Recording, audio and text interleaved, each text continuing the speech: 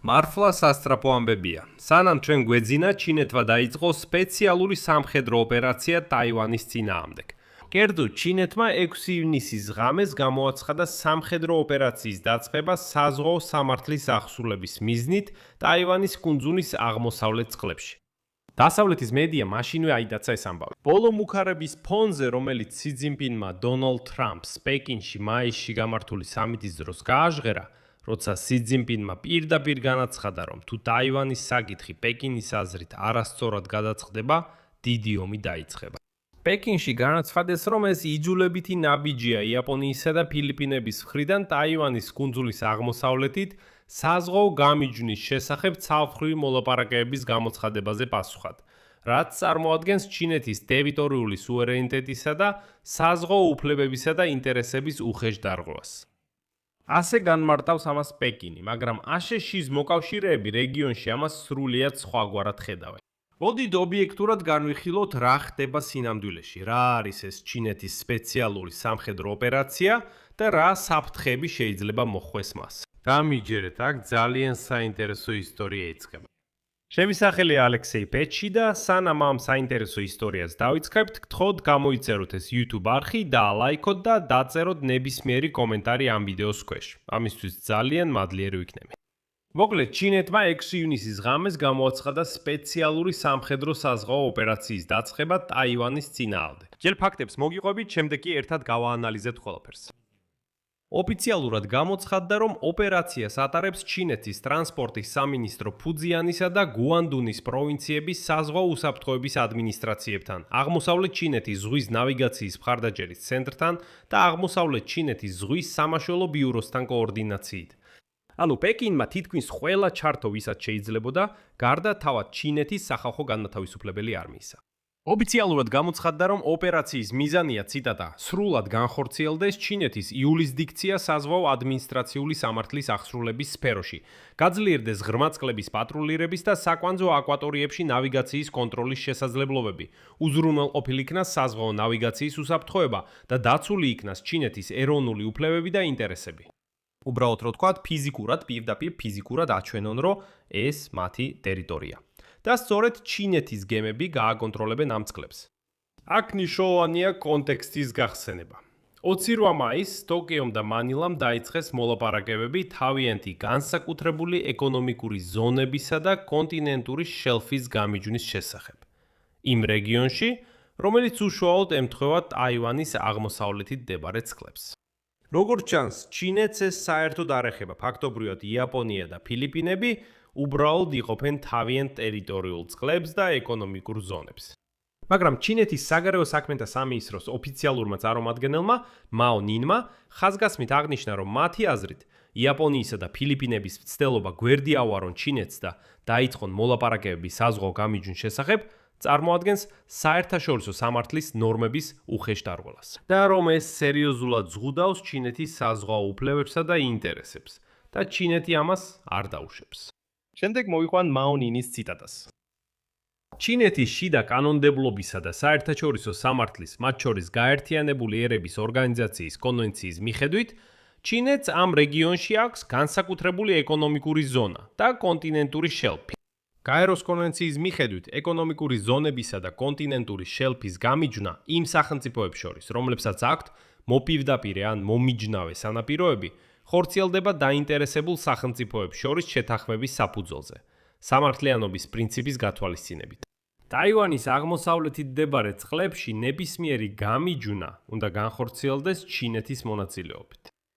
ასე რომ ჩინეთი ამტკიცებს, რომ წყლები, რომლებიც განკუთვნილია იაპონიასა და ფილიპინებს შორის გამიჯვნისთვის, მდებარეობს ტაივანის კუნძულის აღმოსავლეთით. და როგორც გახსოვთ, ჩინეთი თვლის ტაივანს თავის ნაწილად და შესაბამისად ამ წყლებსაც თავისად მიიჩნევს. პეკინში განაცხადეს, რომ ციტატა თანამემამულეები ტაივანის სრუტის ორივე მხარეს ეკუთვნიან ერთიან ჩინურ ერს.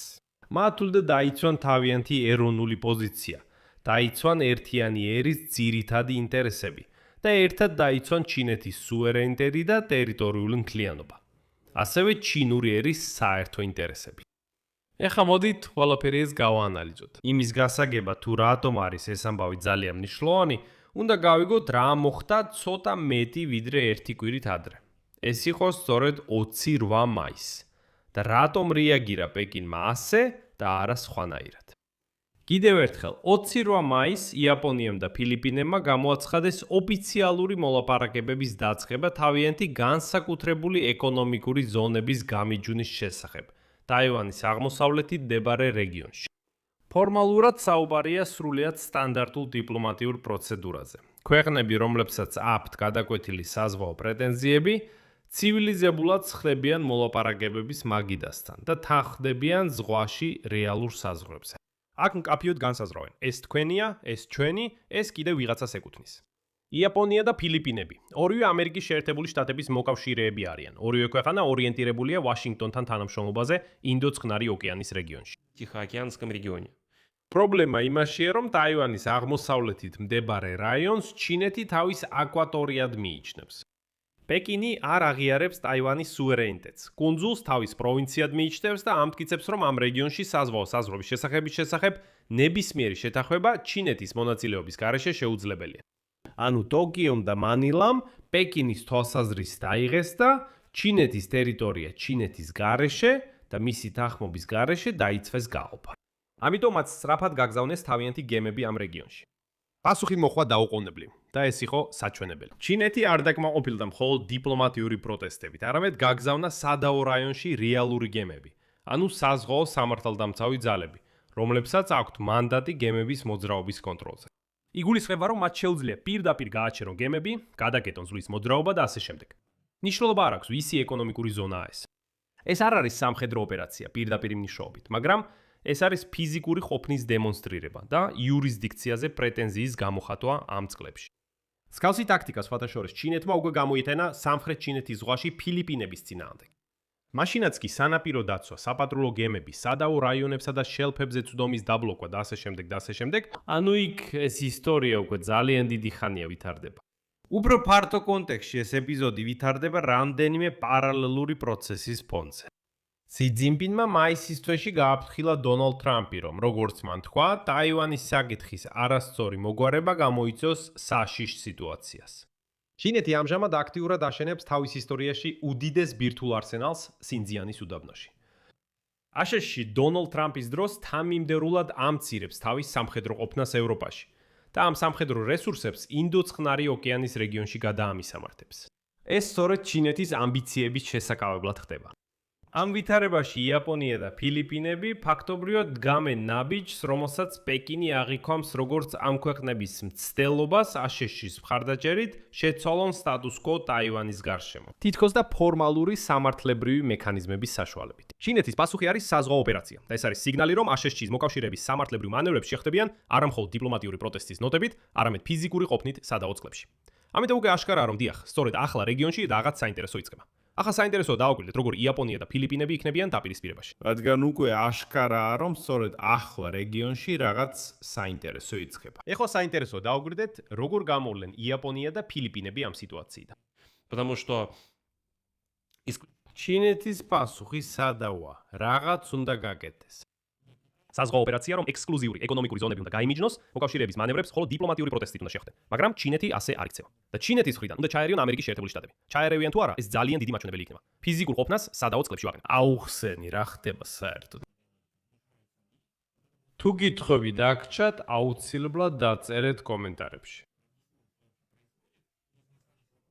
გამოიწერეთ და არ დაგავიწყდეთ ლაიქის დაჭერა. თუ გსურთ ამ YouTube არხის მხარდაჭერა, მადლობელი ვიქნები.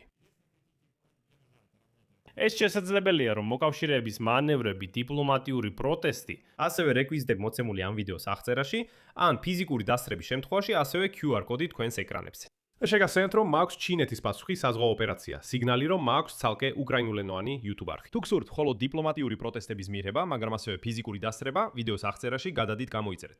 ამით დასრულდა, იზრუნეთ საკუთარ თავზე. ყველას სპორტში წარმატებებს გისურვებთ. ამით დასრულდა, იზრუნეთ საკუთარ თავზე. ყველას ნახვამდის.